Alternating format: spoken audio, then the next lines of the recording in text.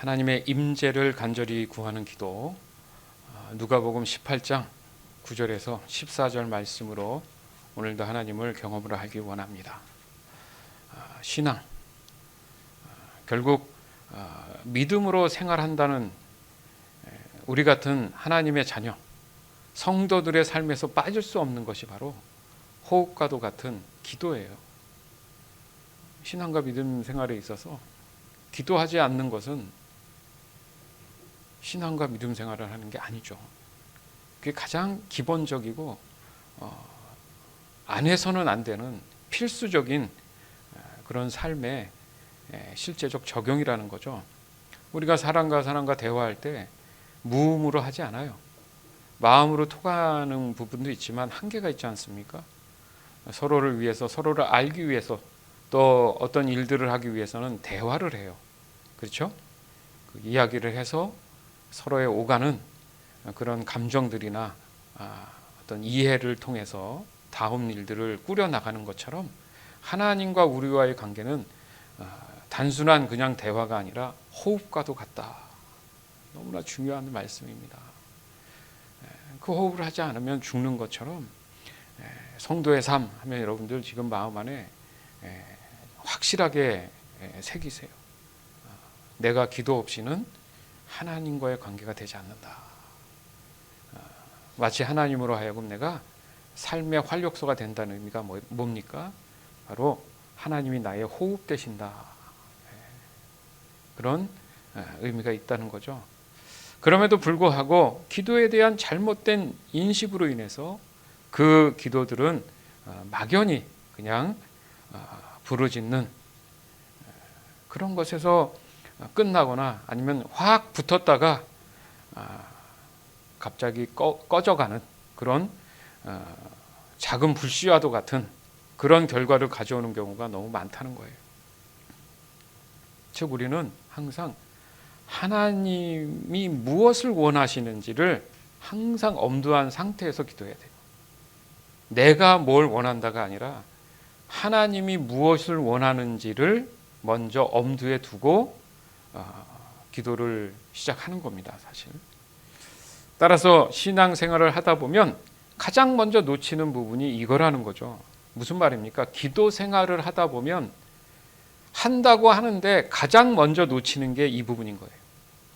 그러니까 하나님에 대해서는 전혀 관심이 사라지고 자신이 원하는 그런 행위에 그 모든 것이 초점이 맞춰져 가기 시작한다는 거예요. 안 그랬었는데 자꾸 기도도 자기 중심적으로 바뀌어져 간다는 거죠. 이것은 신앙, 믿음 생활의 적입니다. 적이라는 게 뭐예요? 나하고 싸워서 적이 이기든가 내가 죽든가 이런 전쟁과도 같은 거예요. 양보되는 게 없고 배려되는 것도 없이 자칫 잘못하면 내가 당하는 거죠. 그래서 가장 중요하지만 가장 쉽게 망각할 수 있는 부분이 바로 이거라는 겁니다. 즉 신앙, 믿음 생활에 있어서 가장 중요한 현상이 하나님의 임재가 반드시 있어야 된다는 의미죠. 그것을 우리가 가장 실제적으로 현실적으로 강조하는 게 바로 우리가 오늘 이렇게 주일날 나와서 예배하는 거잖아요. 맞죠? 우리가 기도하면서 하나님의 임재에 대한 부분은 어느 정도 이렇게 확 와닿지 않아도 우리가 함께 모여서 이렇게 명확하게 예배의 어떤 자세라든지 그 마음가짐을 갖는 것 이 자체가 뭐예요? 오직 하나님의 임재만을 구하잖아요. 근데 예배에 대한 가장 큰 요소 또한 기도입니다. 기도죠. 다시 말해서 대상이 없는 신앙, 믿음이라는 것은 존재하지 않습니다. 나를 믿든지 하나님을 믿든지 뭔가 대상이 있다라는 거예요. 그게 무슨 말입니까? 우상을 따르든지 하나님을 따르든지 같은 말이라는 거죠. 따라서 우리가 하는 이 기도는 막연한 대상이 아니라는 거예요. 결코 기도는 내 스스로에게 무언가를 다짐하거나 어떤 것을 요구해보는 그런 행위를 위한 노력이 아니라는 겁니다. 즉 기도의 근본적인 의미는 바로 하나님의 임재를 간절히 구하는 것에서 시작된다. 아까 하나님의 뜻이 무엇인지를 먼저 생각하라 같은 말이죠. 하나님의 임재가 있어야 하나님의 뜻을 듣죠. 아멘. 그게 전제 조건이 항상 돼야 되는 거예요. 이것은 어찌하든 간에 모든 것의 시작과 끝은 반드시 하나님이 돼야 된다와 또 동일한 말씀인 겁니다. 요한계시록 1장 8절, 요한계시록 21장 6절, 요한계시록 22장 11절에서 13절. 주 하나님께서 말씀하십니다. 나는 처음이며 또한 마지막이다. 나는 지금도 있고 전에도 있었으며 앞으로도 올 것이다. 나는 모든 것을 할 수 있는 전능자이다. 또 그분은 이어서 말씀하셨습니다. 이제 다 이루었다. 나는 알파와 오메가이며 처음과 마지막이다. 내가 목마른 자들에게 생명수 샘물을 거저주겠다. 악한 일을 행하는 자는 계속 악한 일을 하도록 내버려 두고 더러운 자는 더러운 그대로 놔두어라. 의로운 사람은 계속 의롭게 살도록 하며 거룩한 사람들은 계속 거룩하도록 하여라. 보아라, 내가 속히 가겠다. 내가 상을 가지고 가서 너희가 행한 대로 갚아주며 상을 베풀 것이다. 나는 알파와 오메가이며 처음과 마지막이요 시작과 끝이다. 아멘. 자, 이 세 성경 구절에 공통점이 있습니다.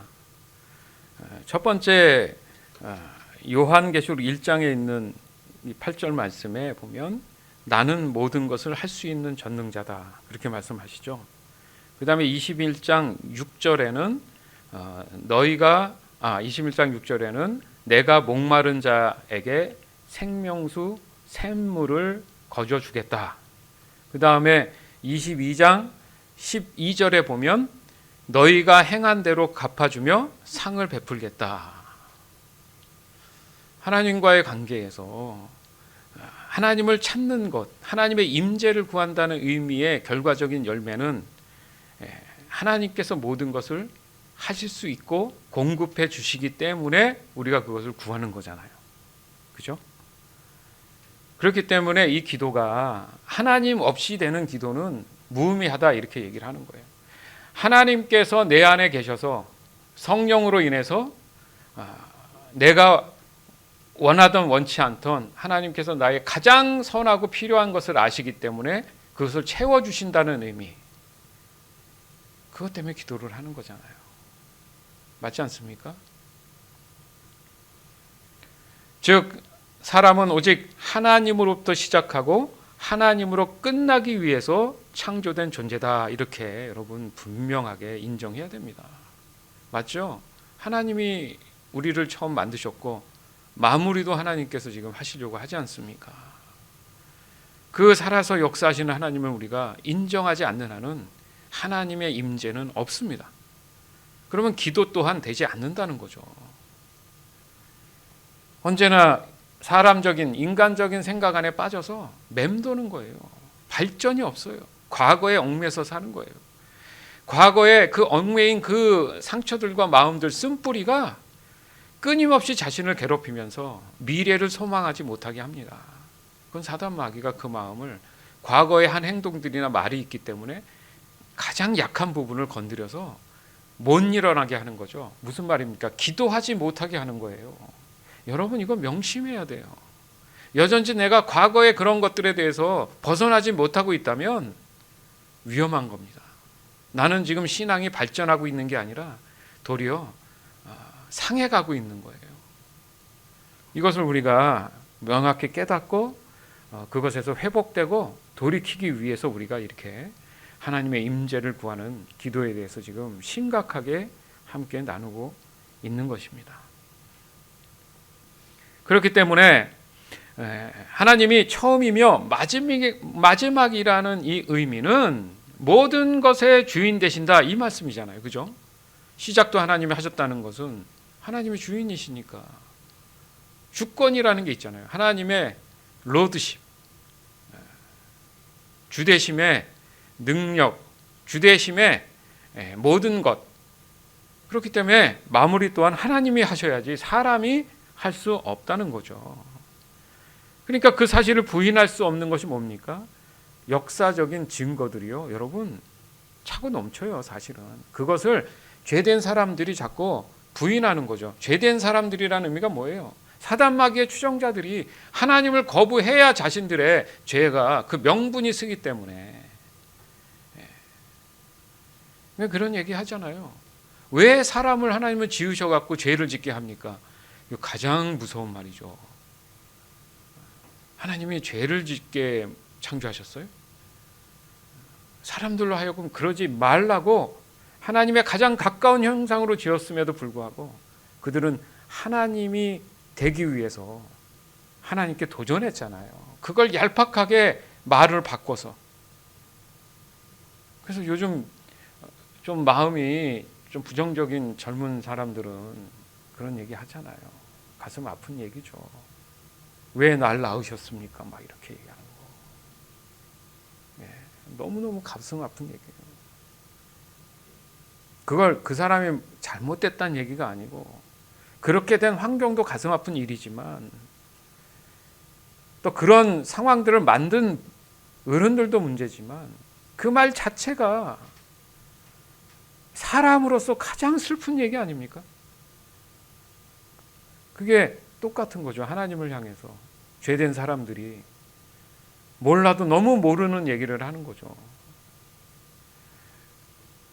복됨의 결과물이 사람인데 그 사람들의 입에서 나오는 모든 말들이 진짜 짐승만도 못하다는 거는 너무 추악하고 창피한 일이 된다는 거죠. 이게 가슴 아파해야 되는 거예요. 그런 거. 그렇기 때문에 우리가 하나님을 찾아야 되는 겁니다. 그래야 그 마음들이 그 안에서 회복된다, 힐링된다, 그런 거죠.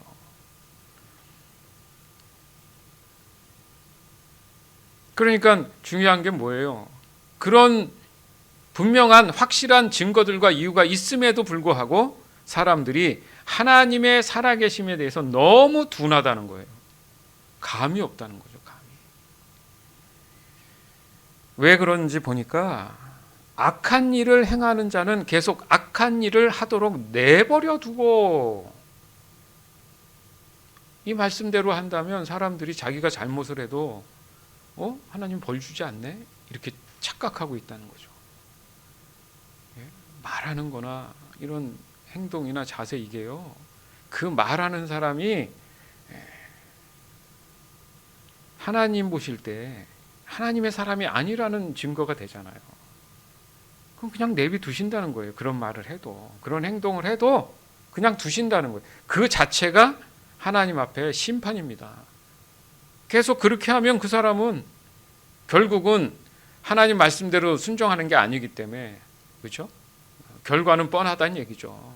굳이 따로 뭘 하지 않아도 스스로 사망과 지옥으로 걸어가게 되니까 굳이 뭘 안 하셔도 된다는 그런 말씀이잖아요. 더러운 자는 더러운 그대로 놔둬라. 착각해요, 사람들은. 하나님 안 계시네. 내가 이렇게 해도 뭐 특별히 문제 없네. 속이고 편법, 불법을 써가면서 사람들을 이용해서 내 이득을 취해도 문제 없네. 그냥 두신다는 거예요.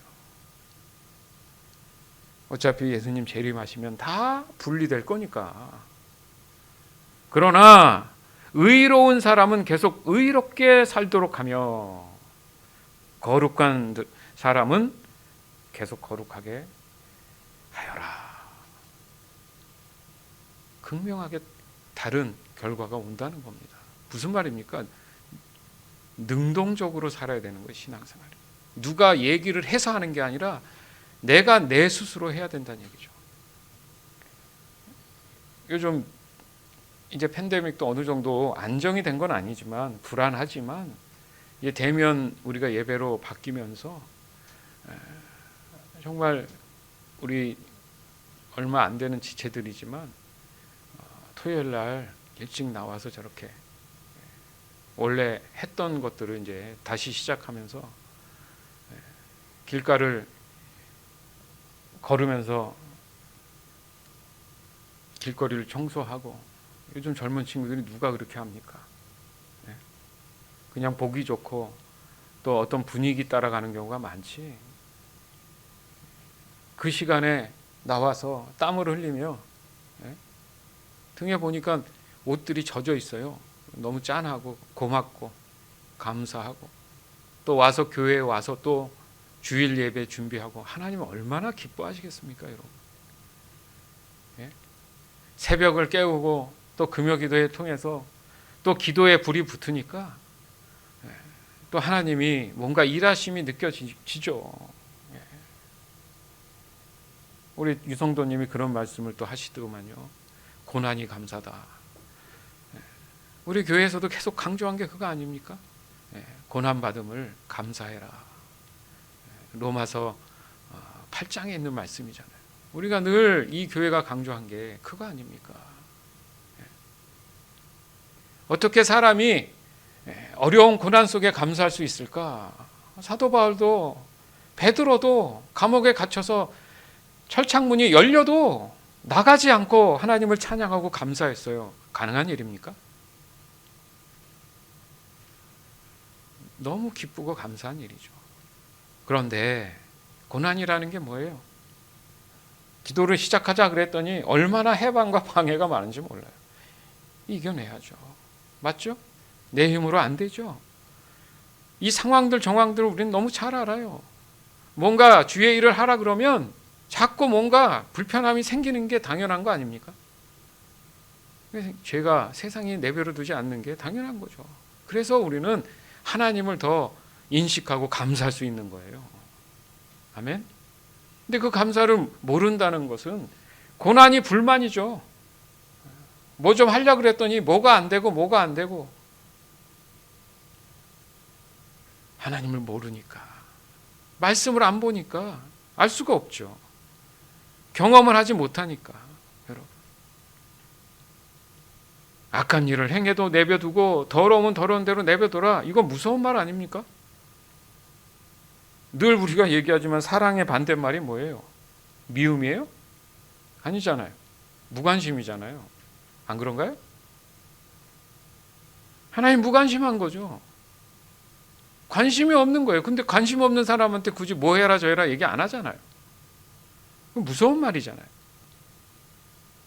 내가 하나님 앞에 온전히 신앙생활 하다가 하나님을 등지고 하나님을 배신하고, 하나님이 그 사람에게 관심을 어느 정도는 가져도 끊임없이 그러면 이제 무관심으로 만약에 바뀌어버리면 그게 뭡니까? 얼마나 무시무시한 말씀이에요. 결국 자기 자신이 자기를 다 책임지는 날이 온다는 거 아닙니까? 맞는 얘기죠. 애들도 아니고 성인이 되면 모든 걸 자기가 책임지잖아요. 맞죠? 즉 바로 지금 이 순간도 하나님을 향한 이 신실함이 절실히 요구된다는 의미가 여기 있다는 거죠. 더 나아가서는 그 신실함을 지속적으로 유지해야 한다는 거고요. 여기서 그 신실함을 유지해야 한다는 이 의미가 바로 신앙, 이 믿음 생활에 있어서 언제나 하나님의 임재가 있을 때 가능하기 때문에 우리가 늘 하나님의 임재를 구하는 기도를 간절히 해야 된다는 얘기예요. 즉 그리스도인이라고 하면 누구나 주어진 매 순간 하나님의 임재를 간절히 구하는 그 기도가 쉼없이 이어져야 한다는 말씀입니다. 우리의 이 매 순간을 한번 생각해 보세요. 여러분 각자 수도 없이 하나님의 임재를 얼마나 많이 놓치고 있는지. 그러면 질문하죠. 목사님, 그러면 하나님이 나한테 들어갔다 나왔다 들어갔다 나왔다 하는 겁니까? 아니죠. 이미 내가 예수 믿고 구원받았고 하나님으로 인해서 의인이라 칭함을 받아서 내가 하나님의 자녀가 된 상태라면 이미 내주하고 계시죠. 문제 뭡니까? 내 안에서 늘 계시지만 하나님께서 내 마음을 뜨겁게 하시거나 내 마음을 하나님께 반응할 수 있는 그런 느낌들이 오지 않는다는 의미예요. 아멘? 들어갔다 나갔다 하는 게 아니고, 이해되세요? 마음에 계신단 말이에요. 마음에 계신다. 근데 내 생각이 너무 커버리면 그 하나님께서 내 마음을 주장하지 못하시게 된다, 그 의미인 거예요. 그러니까 하나님의 그럼 도대체 임재라는 게 뭔가 늘 궁금하지 않습니까? 그렇잖아요. 이것을 명확하게 아는 분도 있겠지만 아직도 약간은 그 개념이 안 쓰는 분들도 분명히 있어요. 신앙생활 40년, 50년에도 하나님의 임재를 이해를 못하는 경우 있을까요? 없을까요? 있습니다. 있어요. 근데 말을 안 하지, 자존심에. 그냥 들은 게 있고 본 게 있으니까. 그냥 행위로 인해서 뭔가를 하고 있으면 사람들이 아, 그렇구나. 오늘 본문에도 그런 내용이지만, 그렇다면 하나님의 임재하심이란 무엇인가? 고린도전서 3장 16절에서 17절. 여러분은 자신들이 하나님의 성전인 것과 하나님의 성령께서 여러분 안에 계신다는 사실을 알지 못합니까? 누구든지 하나님의 성전을 멸하면 하나님께서 그 사람을 멸하실 것입니다. 그것은 하나님의 성전은 거룩하며 여러분 자신이 바로 그 성전이기 때문입니다. 아멘. 저 말씀이 있잖아요. 그러니까 우리가 생각해 볼 수 있는 게 구약의 지성소를 생각하면 대제사장만 들어갔어요. 그죠? 그렇지만 어느 시점부터는 우리가 하나님께로 나갈 수 있어요? 예수님이 십자가에 못 박히심으로 나의 죄를 사하심으로 인해서 단 한 번에 이제 예수님의 이름으로 우리가 지성소라는 하나님의 임재가 있는 언약궤가 있는 곳으로 들어갈 수 있게 됐단 말이죠. 그래서 우리 자체가 그 지성소가 된 거예요. 그렇죠? 그래서 하나님이 그 안에, 내 안에 내주하고 임재하실 수 있는 그런 계기가 마련되었다는 얘기지 않습니까? 아멘. 오늘 이 말씀이 그런 거예요. 그러니까 적어도 여기 앉아 있는 여러분들은 움직이는 하나님의 성전인 겁니다. 믿으시기 바라요. 그 개념이 명확히 서야 돼요. 그런데 그 성전은 어떤 곳이라 그래요? 성전은 거룩한 곳이다. 거룩하다는 게 뭡니까? 세상과 구별됐다, 죄와 구별됐다는 거예요. 그런 사람들이라는 거예요. 근데 끊임없이 나는 죄인입니다, 모순이란 말이죠. 근데 왜 자꾸 그렇게 얘기하느냐? 내가 기도하지 않고 하나님과의 관계가 친밀하지 않으면 자꾸 내 눈에 보이는 일상은 뭐예요? 죄된 세상이란 말이에요. 그래서 마음이 뺏긴단 말이죠. 거기서 보니까 그래서 성전을 멸하면 이렇게 나오잖아요. 누가 멸해요? 남이 해요? 내가 한다는 거죠. 왜? 내가 성전이니까. 내가 하는 거에 의해서 내 스스로도 멸해진다. 하나님이 떠날 수도 있다, 이 이야기와 같은 거잖아요. 그러니까 이렇게 얘기하잖아요. 하나님의 성령, 하나님의 영이죠. 하나님의 성령께서 여러분 안에 계신다는 사실을 알지 못합니까? 이게 둔하면 계신지 안 계신지 알 수가 없다는 거예요. 믿음이라는 게 뭡니까? 예? 보이지 않는 것을 믿는 거잖아요. 히브리서 말씀에 있죠. 그러면 내가 내 안에 적어도 하나님을 경험한 사람이라면 내 안에 누가 계신 거예요? 성령이 계심을 내가 확신하고 받아들여야죠. 꼭 봐야 믿느냐? 예수님이 말씀하셨잖아요. 그러니까 그 구약의 지성소를 좀 생각하면 좀 더 이해가 될 수 있어요. 그 지금으로 따지면 지금 뭐예요? 성령의 시대가 이렇게 얘기하죠. 성령께서 모든 것을 우리의 삶을 주관하고 인도해주고 계시잖아요. 그런 측면에서 저와 여러분이 여러분 자신이 바로 거룩한 성전이다, 이 말씀을 하시는데, 따라서 우리의 심령 깊은 곳에 곧 하나님의 임재하심이 충만함으로 채워지는 어떤 장소가 있다라는 의미잖아요. 그럼 뭐 육신의 어떤 부분이 아니라 마음이겠죠. 심령, 마음의 깊은 곳. 깊은 곳이 무슨 의미로 깊다는 표현을 합니까? 근원, 시작되는 곳. 거기에 여러분 안에 하나님이 계십니다. 아멘. 예. 그래서 그 임재라는 개념은 하나님의 어떤 그 성품이나 이런 것들이 내 감정이나 내 삶에 이렇게 드러나서 나타나서 내가 느껴지는 그런 측면을 얘기하는 거예요. 아멘. 그러니까 중요한 게 성령 하나님께서 하나님이 임재하실 수 있도록 돕고 계신다는 거죠. 무슨 말입니까? 하나님이 지금 나와의 관계에서의 어떤 주시는 말씀이라든지 메시지라든지 하나님의 뜻 원하시는 것들이 내 안에서 그게 깨달아지고 느껴지도록 누가 지금 도우신다고요? 성령께서 돕고 계신다는 거죠. 즉 우리의 깊은 심령에 하나님의 임재를, 하나님의 일하심을, 하나님을 내가 느끼고 경험할 수 있음을 간절히 원하도록, 그러니까 마치 등불이라고 친다면, 촛불, 등불이라고 친다면 그 불이 하나님이시잖아요. 그러니까 켜져서 비춰주시는 하나님이라고 친다면, 그러면 그 초가 켜기 위해서는 불만 있으면 돼요? 밑에 뭐가 있어요? 그걸 태울 수 있는, 말하자면 기름 같은 게 있잖아요. 그죠? 그 기름이 바로 성령이시라는 거예요. 그래서 성령의 기름 부음 이렇게 얘기하죠. 성령의 기름 부음이 있으므로 하나님이 나타나시는 거예요. 뭐예요? 불이 켜지는 거란 얘기죠. 오늘날의 전기로 따지면 이 불이 켜지려면 뭐가 있어야 돼요? 전력이 있어야 되죠. 그래서 성령의 능력이라고 그러잖아요. 아멘? 그 에너지, 그게 성령이십니다. 하나님을 보이게 해주시는 분. 그래서 하나님의 말씀을 누구로 인해서 조명한다고요? 성령으로 해서 조명한다, 이렇게 얘기하죠. 이해될 줄 믿습니다.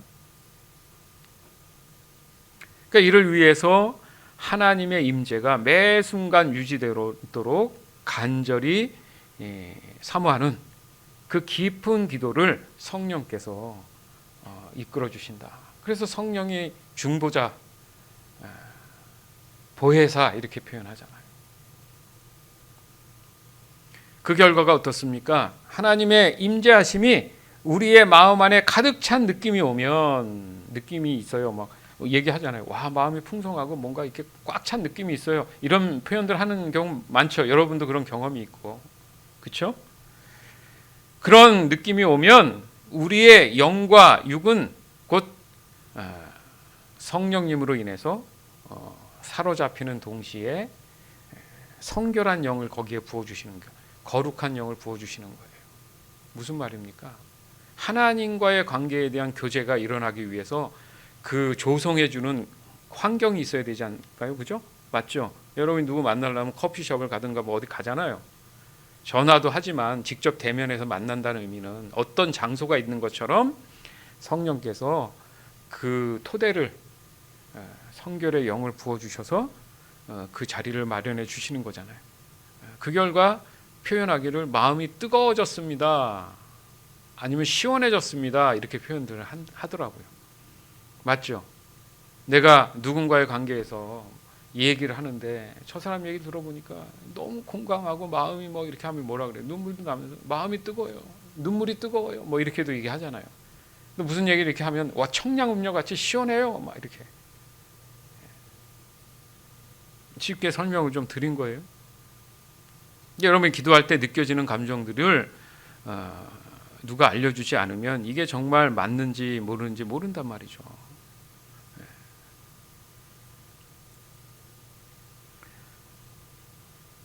이때 찾아오는 것이 그런 뜨거움과 시원함을 느낀 다음에 내 마음에 평안, 자유함이 몰려온다는 거죠. 아멘. 더 나아가서는 마음 안에 평강과 기쁨과 감사가 마치 파도처럼 어디서 이렇게 확 몰려오는 그런 것을 경험하게 된다는 겁니다. 물론 신체적인 반응도 경험하는 사람도 있겠죠. 뭐 그래서 뭐 병이 치유됐다 뭐 이런 얘기도 하지 않습니까? 쓴뿌리가 사라졌다 뭐 이렇게 표현도 하는 거예요.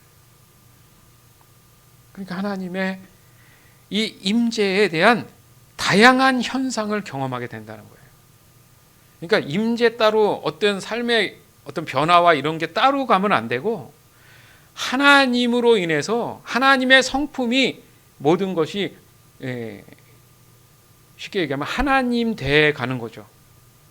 하나님의 영이 없었던 사람이 하나님의 임재가 있으니까 잘못된 것들이 이제 올바른 위치로 다시 회복되는 그 의미가, 그 자체가 하나님이 거기 계신다, 그 의미가 되는 거예요. 왜요? 하나님은 모든 것에 최고니까. 아멘. 그 다음에 중요한 게 있죠. 그리고 기도를 끝나면 뭐 변화도 있고 마음의 평안이 있어서 뭐 하루 종일 아니면 365일 그 자리에 앉아 있습니까, 우리가? 뭐가 기다리고 있어요? 실제적인 일상이 기다리고 있잖아요. 맞죠? 그러니까 이게 이어져야 되는 거잖아요. 교회에 나와서 기도를 한다, 아니면 집에서 어디든 기도를 해서 내 마음에 뜨거움이 있고 시원함이 있고 평안이 찾아왔어. 그럼 뭐? 그럼 문을 열고 나가서 내가 일을 하던가 뭔가를 해야 되는 이제 일상이 기다리고 있다라는 얘기죠. 그게 이어져야 되는데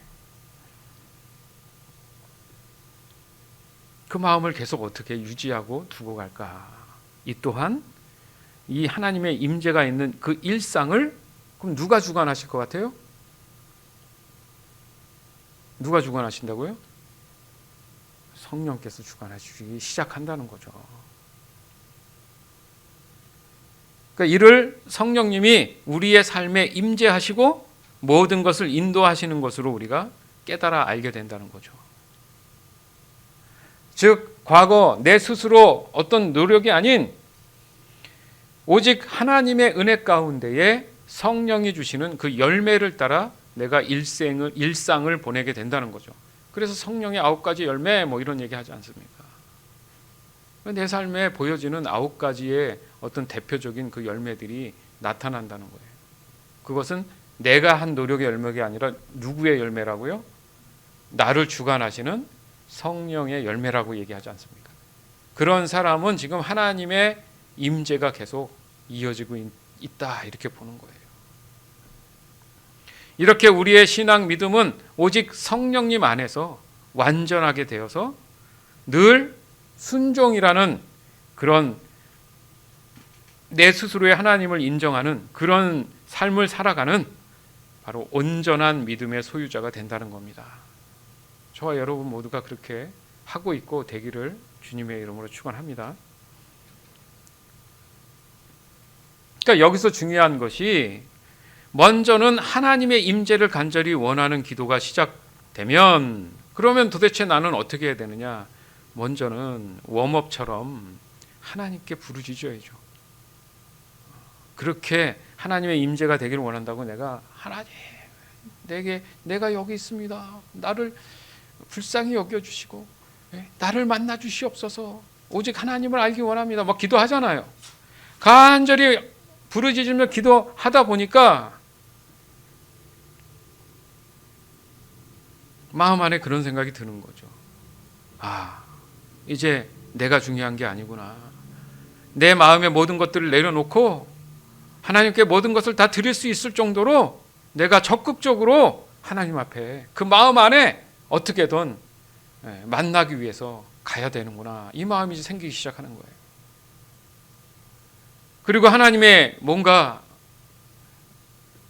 일하심이 활성화되고 움직임이 느껴지기 시작하는, 그것을 하나님의 임재와의 동시에 성령님이 내 마음을 이제 이끄시기 시작하는 거예요. 앞에 발동을 막 걸어놨더니 그 다음부터는 자동으로 돌아갈 거 아닙니까? 그렇죠? 발전기라는 게 그런 거잖아요. 딱딱딱 자동으로 돌아갈 때 나는 뭐 할 수 있는 일이 없죠. 이제 돌아가니까. 그 다음부터는 성령께 의지하고 맡기는 거예요. 그러면 어떤 생각이 드는 것들이 있습니다. 그 생각을 따라서 내 입술로 고백할 수도 있고, 어떤 때는 아무 말 안 해도 내 마음에 드는 생각들이 충만해질 수도 있다는 얘기예요. 기도는 이렇게 돼야 되는 거예요. 이렇게. 잘 기억하고 계시고 나중에 다시 한번 들어보세요. 그러니까 이제 성령님께서 내 마음을 이끌기 시작하면 내가 굳이 뭔가 부르질 필요가 없다라는 생각이 확 들어와요. 그래서 마치 파도에 위에 그 서핑을 타듯이 이렇게 타는 느낌, 나는 따라만 가면 되는 느낌이 있단 말이죠. 뭔가를 계속 내게 말씀하실 때 그게 자꾸 궁금해지고 그것에 대해서 이렇게 알기를 원하는, 그게 궁극적으로 하나님을 알기를 원하는 그 마음을 성령께서 내 마음에 부어주신다는 겁니다. 그러니까 어떻게든 성령님이 이끄시는 그 마음을 따라가는 게 그때부터는 중요하다. 여러분 꼭 기억하세요. 여러분 기도가 무의미하면 안 되잖아요. 시간 내서 왔는데 되는 기도를 해야죠.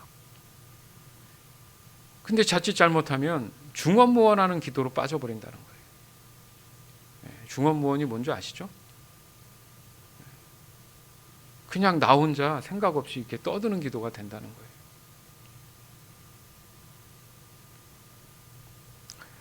즉 기도에 깊이 들어가지는 못하는 그런 이유가 여기 있다는 거죠. 그것은 여전히 내 중심적인 이성으로 기도할 때 그런 현상이 일어납니다. 하나님의 의를 먼저 생각하는 것이 아니라 자신의 의로 인해서 하나님을 이해하고 판단하려는 그런 노력으로 기도하기 때문에 그렇다는 얘기예요. 누가복음 18장 9절에서 10절. 자기가 의롭다고 생각하고 다른 사람을 멸시하는 사람들에게 예수님께서 이런 비유를 말씀하셨습니다.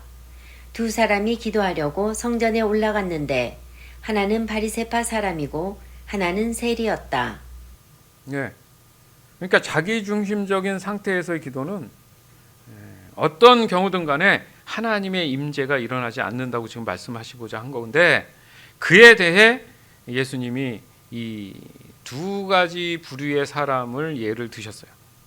보니까 한 사람은 바리새파 사람, 쉽게 하면 바리새인이라고 그러죠. 또 한 사람은 세리.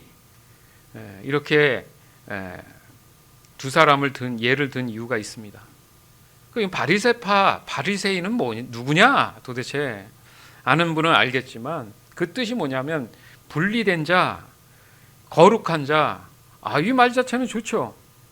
뭐 나쁜 말이 있겠습니까? 좋은 말들 쓰면서 하는 건데, 분리된 자, 거룩한 자, 이 뜻을 가지고 있으면서 그들은 율법을 철저하게 지켰어요. 철저하게. 그래서 이 불결한 것, 부정한 것으로부터 완전히 분리해 살아야 된다라는 그런 종교적 개념이 있었다는 거죠. 그러니까 엄격한 율법 준수와 또 그런 모범을 통해서 사람들 입장에서는 야, 저 사람들 참 우리가 하지 못하는 걸 하는구나. 그러니까 유대인들에게 큰 어떤 신망, 존경을 받을 수밖에 없죠. 지금은 교회라 그러지만 그 당시 이제 회당이라 그랬는데, 이 회당 조직을 통해서도 모든 유대 사회에 아주 지대한 아주 그 정신적인 신앙적인 그런 영향력을 끼치는 그 당시에 그렇게 분리됐던 사람들이에요. 반면에 세리는 누구냐? 아시는 분 알겠지만 세무 업무를 보는 사람이잖아요. 무슨 말입니까? 그 세금을 걷는 사람이에요. 그걸 관리하는 사람. 그런데 그 당시 로마 정부에서 자기네 로마 사람을 쓴 게 아니라 똑같은 유대인들을 하나 지명해서 세금을 유대인들 자기 동족한테 걷게끔 했어요. 그것도 도급제라 그래서 그 지입제라고 하죠, 사실은. 그러니까 어느 정도의 기준 안에만 그 로마 정부에 네가 걷어서 주고 나머지는 네가 알아서 뭐 더 걷든지 말든지 네가 먹고 살아라 이렇게 해준 거야. 그러니까 어떻게 해요? 더 책임감 있게 더 나쁜 짓을 많이 하게 되죠. 자기 동족한테.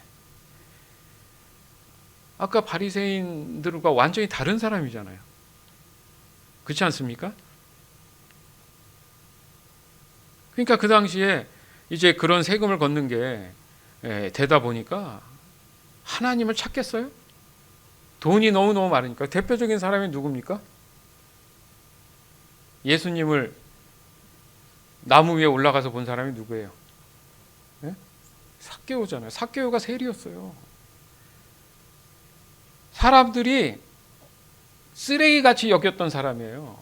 어느 정도였냐면은 그 완전 죄인들 취급, 아니면은 그 뭐 창기들, 예?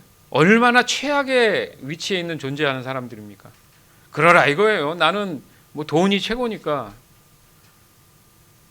삭개오 같은 경우는 감히 사람들 앞에 막 나서면 돌 맞아 죽을 것 같으니까 숨어 있다가 키가 작다 보니까 그 나무에 올라가서 예수님을 이렇게 본 거죠.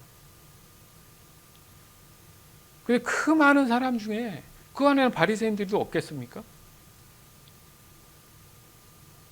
삭개오를 알아보고 내가 오늘 너 집에 가서 식사를 하겠다. 난리가 났죠. 사람들이. 어떻게 저 쓰레기 같은 세리의 집에 가느냐 막 난리가 났잖아요. 참 예수님도 이해하지 못할 사회적인 그런 존재였죠. 그겁니다. 지금 뭔가 우리가 이 사이에서 깨달아야 될 게 있다는 의미죠. 그죠? 이렇게 상반된 두 사람의 얘기를 하실 때 보면 일반적인 사람들이 생각합니다. 이게 그런 게 있어요. 보편적 집단주의라고. 그 당시의 분위기, 정치적인 거나 문화적인 측면에 봤을 때 어떤 것이 옳다고 생각한 것에 대해서 반기를 들지 못해요. 그러니까 차라리 그것을 타협하고 따라가는 게 사는데 문제가 없는 거죠. 그러니까 사두개인들의 어떤 분위기를 보면 이 사회적으로나 인간적으로 볼 때 이 덕막 놓고 명예적으로도 월등한 위치에 있는 사람이기 때문에 이 세리하고는 비교가 안 되죠.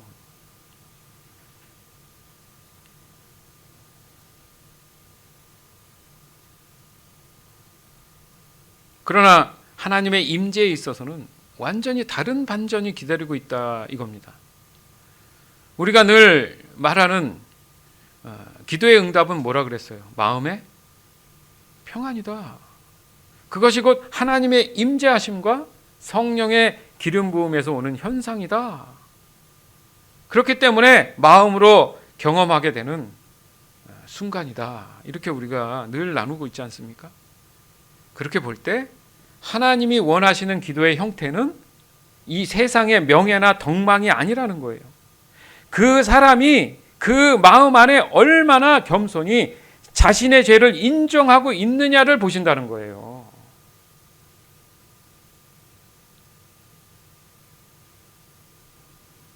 사람들한테 한두 번 속습니까, 여러분?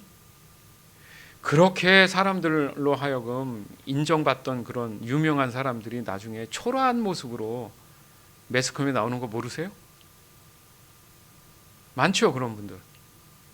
알고 봤더니, 맨날 알고 봤더니. 그러니까 사람들의 마음에 현혹되는 것은 보여지는 명예라든지 부란 말이에요. 하나님은 그렇게 보시지 않는다는 거죠. 따라서 하나님의 임재를 간절히 원하는 기도는 그 사람의 마음이 진심으로, 정말 진심으로 하나님만을 원하고 있느냐를 보신다는 거예요. 중요한 얘기였습니다. 기도가 되기 위해서, 기도가 되기를 원하면 하나님을 진심으로 원하세요. 하나님만 진심으로 원하세요. 거기에 조건을 붙이면 안 됩니다. 누가복음 18장 11절에서 14절. 바리새파 사람이 서서 이렇게 기도하였다. 하나님, 저는 다른 사람, 즉 사기꾼, 죄인, 간음을 행하는 자와 같지 않고 이 세리와 같지 않은 것에 감사를 드립니다. 저는 일주일에 2번씩 금식하며 모든 수입의 11조를 바칩니다. 한편 세리는 멀리 서서 감히 눈을 들어 하늘을 보지도 못하고 다만 가슴을 치며 말했다. 하나님, 이 죄인을 불쌍히 여겨주십시오. 내가 너희에게 말한다. 이 사람이 저 바리새파 사람보다 의롭다는 인정을 받고 집으로 돌아갔다. 누구든지 자기를 높이는 사람은 낮아지고 자기를 낮추는 사람은 높아질 것이다. 아멘. 아니 바리새인이 다른 사람, 그러니까 사기꾼, 죄인, 간음하는 자와 같지 않다는 게 잘못한 거예요? 보니까 또 일주일에 2번 금식하고 모든 수입에 11조 하는 게 잘못한 거예요? 지금 그 얘기하는 게 아니잖아요. 그 얘기하는 게 아니잖아요. 이 바리새인을 자세히 보니까 그냥 자기 얘기만 하면 되는데 이 세리와 같이 아는 것을 뭐 했어요? 감사하다. 우리의 잘못된 신앙의 우월성이 그거잖아요. 나는 신앙생활 잘하고 있는데 저 사람처럼 저러지 않아서 난 참 감사하다 이런 말하죠. 그건 바리새인인 거예요. 아시겠습니까? 그 사람을 불쌍히 여기고 기도하는 마음이 있어야 되는데 저 사람 같지 않아서 난 감사하다? 그러니까 공통점이 느껴지죠? 자기의 의를 위한 것은 하나님 보실 때 교만한 거예요. 그런 사람의 공통점이 바로 그런 거죠. 자신을 높이기 위해서 무슨 어떤 근거가 필요하잖아요. 그래서 언제나 자기보다 못하다고 생각하는, 자기가 하고 있는 것을 하지 못하고 있는 다른 사람들을 먼저 정죄하고 비판합니다. 그래야 어떻게 돼요? 자신의 우월성이 돋보이기 때문에 내가 잘하고 있음을 가만히 있어도 누가 봐서 그렇다고 해야 되는데 그걸 못 참으니까 그걸 못하고 있는 사람을 비교해가지고 저는 이런 사람이다 이렇게 한다는 거예요. 결국 자신의 종교적 행위로 언제나 자신의 믿음 안에는 하나님의 임재가 유지되고 있다고 멍청하게 착각하고 있다는 얘기죠. 그게 자기면서, 자기 자신이면서. 반면에 세리는 보세요. 사회적으로도 윤리적으로도 인정받지 못하는 위치에 있는 사람 맞아요. 그냥 그대로 보면 그들은 그 타락한 모습 그대로 절대 용서할 수 없는 사람 맞죠. 맞는 얘기죠. 그러나 그런 사람들 중에도 어떤 사람은 자신이 얼마나 잘못한 사람인지 인식하고 회개할 수도 있다는 얘기입니다. 누가 그렇다고요? 삭개오가. 예수님이 그랬잖아요. 그래? 제가 어떻게 하면 구원을 받을 수 있습니까? 너가 여태 해먹은 게 있잖아. 그거 2배로 다 갚아주고 이제 너 때문에 힘들었던 사람들 있지? 다 돌려줘. 근데 또 생각나는 사람 있죠. 부자 청년이 예수님께 다가왔을 때 그 사람은 근심하고 돌아갔지만 삭개오는 뭐라 그래요? 예, 그렇게 하겠습니다. 무슨 말입니까? 세리를 안 하겠습니다잖아요. 그게 쉬워요? 그것도 그냥 돌려주는 게 아니라 2배로 3배로 갚아라. 전 재산을 다 쓸 수도 있어요.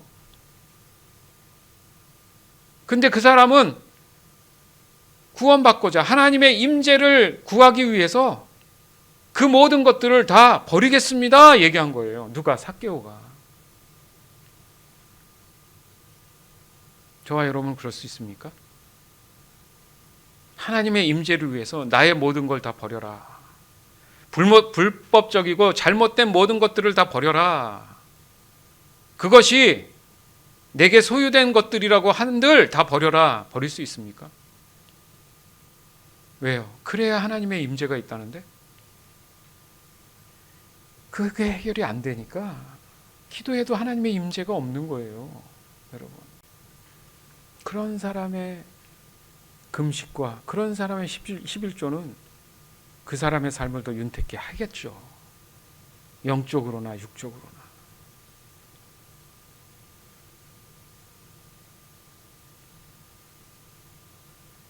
보세요. 세리는 멀리 서서 뭐예요? 하나님 앞에 가지도 못하고. 왜? 감히 내가 갈 수가 없는 거야. 여러분, 기도할 때 이런 마음입니까? 감히 얼굴을 들어서 하나님을 볼 수도 없을 정도로. 왜? 죄 짓는 사람들 보면 얼굴 막 가리잖아요. 막 카메라 들이대면 누가 얘기도 안 했는데 막 얼굴을 가리고 막 숙이고, 어떤 진짜 괴수보다 못한, 짐승보다 못한 사람들은 떳떳하게 얼굴을 내밀지. 그거는 맛이 간 거고. 예? 잘못을 알면은 하늘을 우러러 못 본다는, 하나님 빛을 못 보는 거예요. 그래서 가슴을 치면서 하나님, 이 죄인을 불쌍히 여겨 주시옵소서, 심통하는 거죠. 마음에 심통. 우리의 기도가 이렇습니까? 제가 정말 죄인임을 고백하고 하나님 앞에 있을 때는 감히 그 무거운 예배 드릴 때 장 의자 있어요. 거기 앉질 못하겠는 거야, 기도할 때. 그래서 늘 그 옆에 무릎 꿇고 코를 그 더러운 땅바닥에 대고 하나님 앞에 그렇게 눈물로 죄인임을 고백한 그 시절이 있더라고요. 저도 감히 앉지 못하겠는 거예요. 그걸 내가 깨달은 게 아니라 성령께서 너는 그런 존재라는 걸 인식해 주실 때 나는 몰랐는데 나는 내 심령이 순종한 거죠. 그럴 때가 있었어요. 그래서 하나님을 내가 알고 하나님의 임재가 뭔지를 여러분께 소개할 수 있는 것 같아요. 왜? 하나님은 살아계시니까.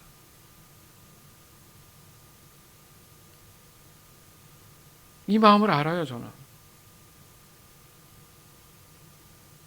예전에 한번 제 얘기를 한 적이 있잖아요. 기도할 때. 이 죄된 나의 모든 것들이 다 필름처럼 보였고,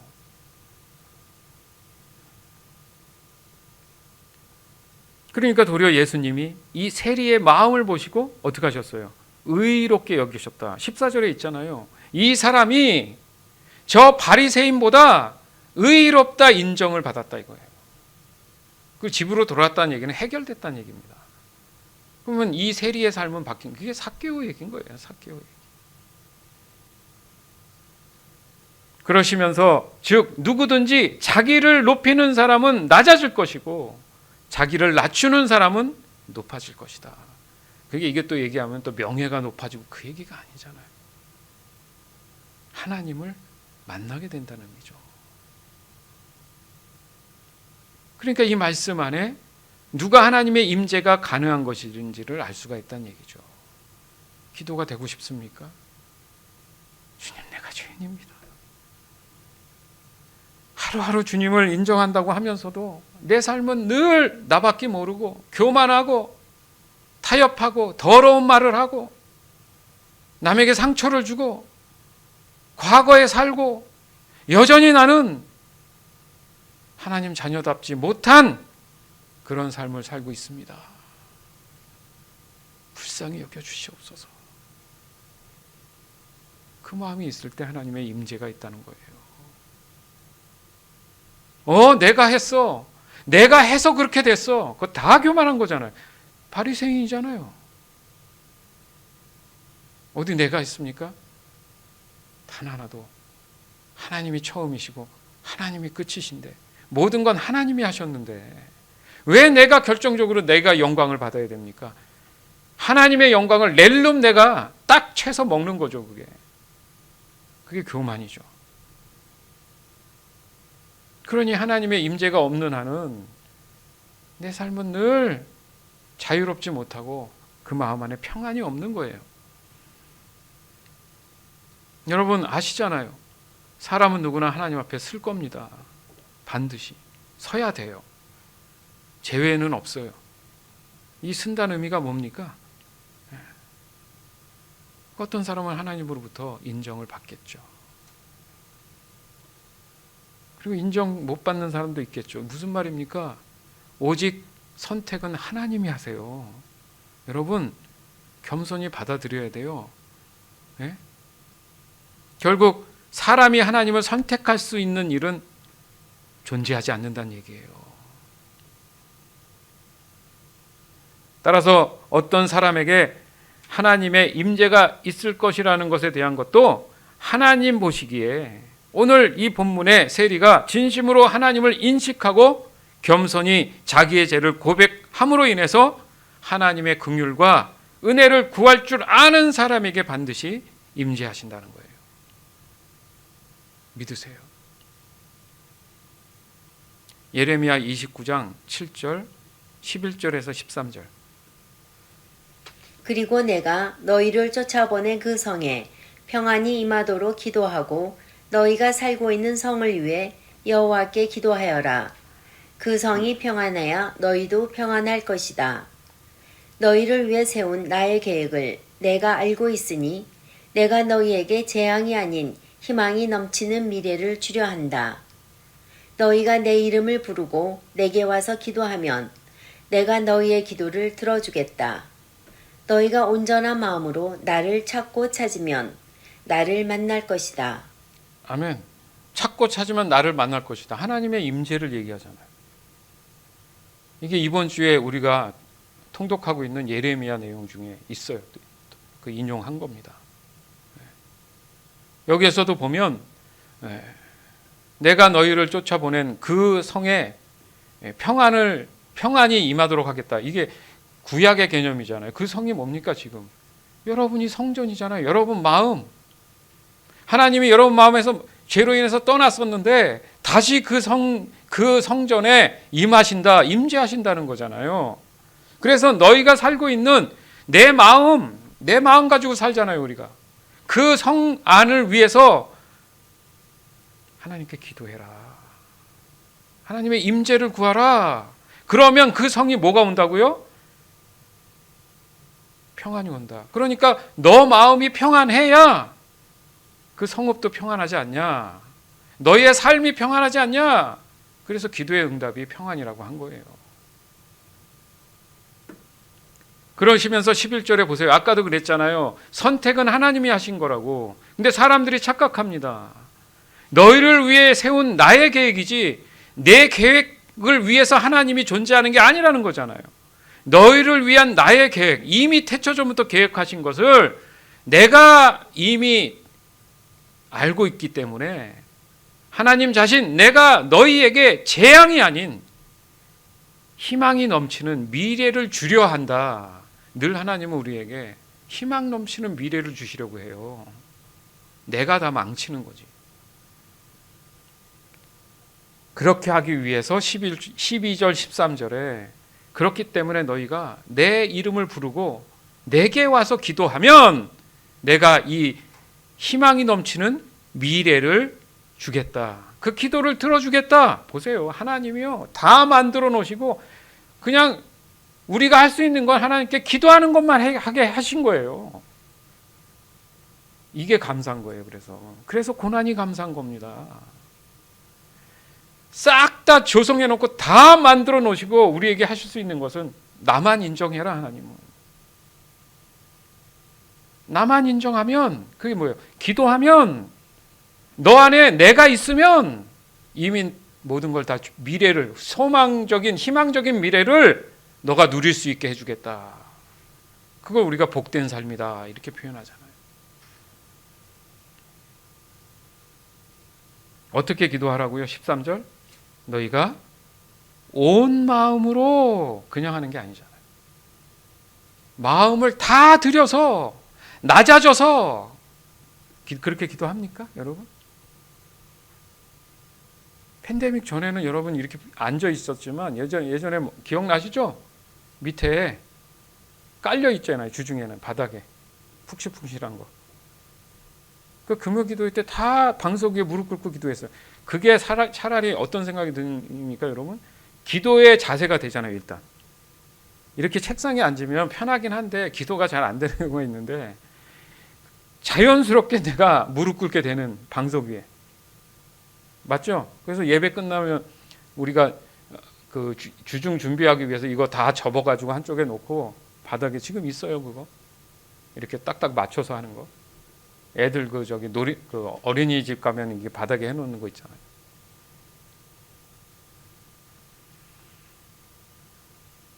어떻게든 기도하게 하려고 여러분. 어떻게든 하나님과의 그 친밀한 교제 안에 하나님의 임재를 위해서 어떻게든 기도할 수 있는 환경을 조성해 주려고 하는 곳이 이 교회당입니다. 그래서 이 교회가 만민이 기도하는 집이라고 얘기하신 거 아니에요?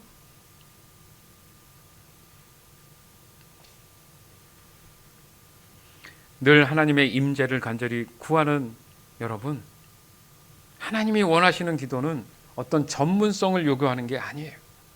도리어 그런 기도를 싫어하시는 것 같아요, 제가 볼 때. 그리고 듣지도 않으시는 것 같아요. 그러면 하나님이 원하시는 기도가 뭐냐? 오늘 또 대표 기도하는 우리 정규찬 성도의 그 기도처럼 진심이 있는 기도면 되는 거예요. 뭔가 이렇게 짜여져 있고 화려한 어떤 언어의 마술사처럼 저도 그런 기도 싫어요. 저 사람에게 진심이 있냐?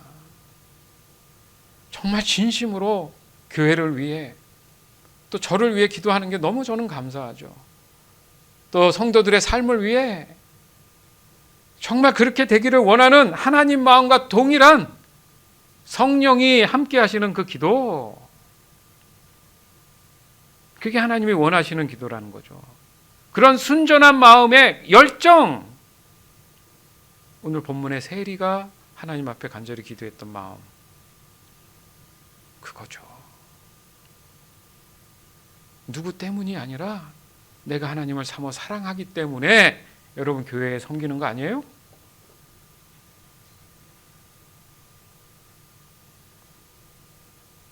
즉 하나님은 우리가 무언가를 성취하거나 쟁취할 때, 그럴 때보다 단순히 오직 하나님을 향한 마음의 그 갈급함, 그 갈망하고 있을 때에 적극적으로 만나주시는 걸 알 수가 있습니다.